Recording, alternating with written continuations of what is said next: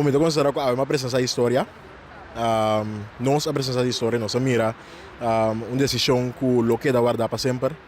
Lo guardei em archivo aqui 20 anos. Ando a geração de futuro também sabe que sempre está tendo uma resistência, luta, resiliência também de uma luta para saber para nós vir para nosso próprio direito. História não está somente passado, mas está presente também e de para o futuro.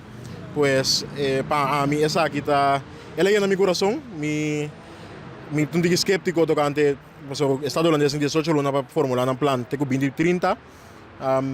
Me está skeptico para que extenso não lo move, pero mi coração da yana assim para hecho que nossa marca história ave.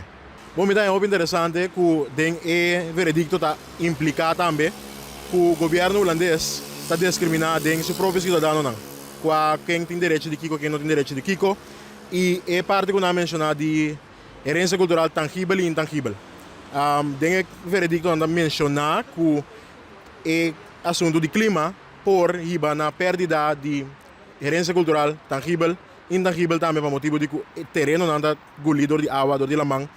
Pues esse é muito interessante para comer trabalho e para com nossa papia tocante contra proteger e manter para a seguinte geração, direito de mucha, direito de herança cultural, etc, etc. Por que piano aqui especificamente para nós islas no Caribe? Como lá, agora aqui especificamente para o Klima Boneiru, pero me querer criar jurisprudência também que eventualmente ele pode aplicar para toda a isla caribense de reino holandês. Sim, porque ao final turta cidadão holandês também.